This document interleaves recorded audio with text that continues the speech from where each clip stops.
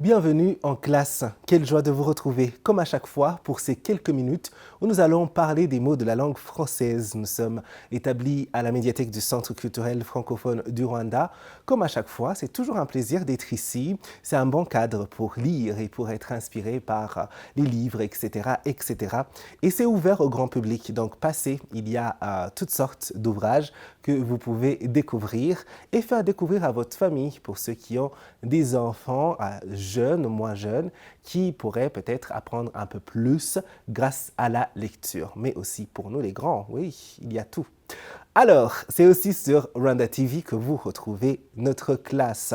Comme d'habitude, un mot à découvrir, mais également une découverte à la fin de cet épisode.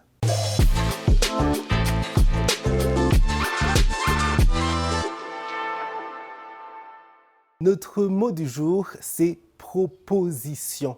Proposition, c'est un nom au féminin. On dit une proposition ou alors la proposition. Au pluriel, on ajoute un S à la fin. Ça devient les propositions ou des propositions.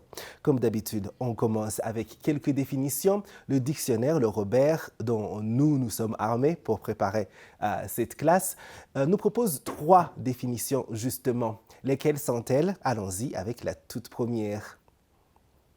Action de proposer, d'offrir, de suggérer à quelqu'un, quelque chose à quelqu'un. On va aussi parler de ce qui est proposé.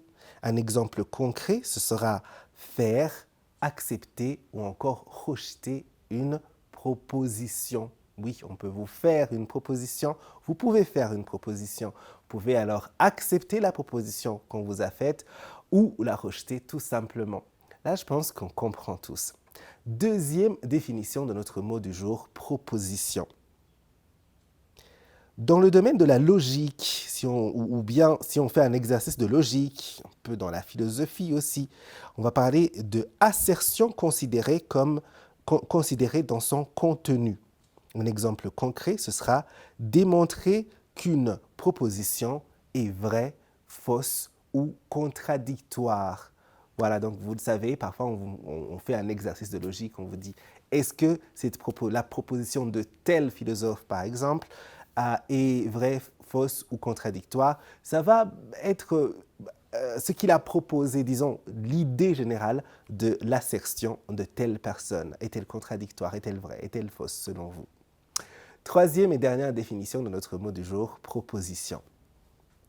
En grammaire, on va parler de proposition lorsque c'est un énoncé constituant une phrase simple ou entrant dans la formation d'une phrase complexe.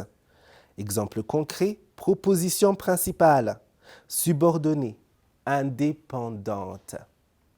Voilà pour les quelques définitions que nous propose le Robert pour notre mot du jour, proposition. Passons cette fois-ci aux synonymes. À chaque fois, on aime bien proposer ces mots qui peuvent avoir le même sens presque que notre mot du jour. Pas tous les jours, mais selon le contexte. Alors, les synonymes de notre mot du jour, proposition, sont affirmation, allégation, assertion, avance, axiome, conclusion ou encore corollaire. Voilà pour les quelques synonymes de notre mot du jour, proposition. Et on finit toujours avec l'origine. D'où vient ce mot, proposition? Alors, proposition, c'est très simple. Ça vient du latin propositio ou propositio, sans N à la fin. Et ça veut dire tout simplement résolution ou encore dessein. Dessein dans le sens de destin, donc D-E-S-S-E-I-N. Et voilà, c'est tout pour notre mot du jour.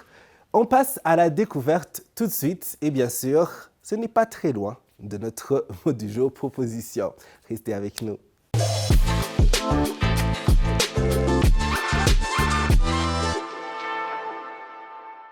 Nous découvrons Proposition indécente, un film américain d'Adrian Lyne, réalisé en 1992, sorti en 1993, et dont les acteurs principaux sont Robert Redford, Demi Moore et Woody Harrelson.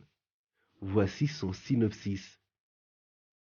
Diana et David Murphy forment un couple extrêmement amoureux. Mariés depuis la fin de leur adolescence, Diana est agente immobilière et David travaille dans un cabinet d'architecte.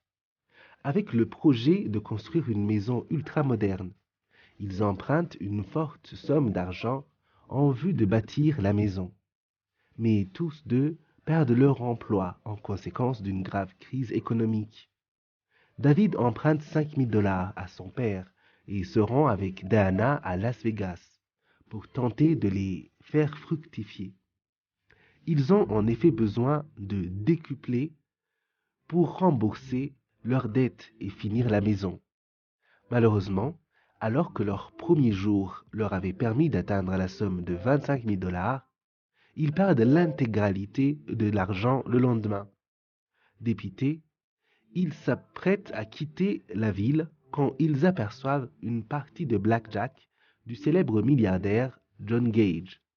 Celui-ci appelle alors Diana à ses côtés, comme son porte-bonheur. Alors qu'il échoue toujours, elle lui confie être plus attirée par le jeu des dés. Et Gage y remporte $1 million. À la suite de cette victoire, le milliardaire invite le couple à une soirée privée. Il leur fait alors une proposition indécente. $1 million en échange d'une nuit avec Diana.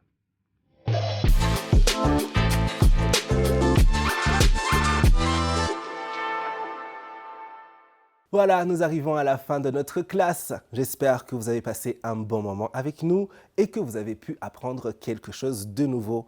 À la semaine prochaine pour un autre rendez-vous. Nous serons toujours à la médiathèque du Centre culturel francophone du Rwanda et bien sûr sur votre chaîne Rwanda TV. En attendant, restons curieux et cultivés. Ciao.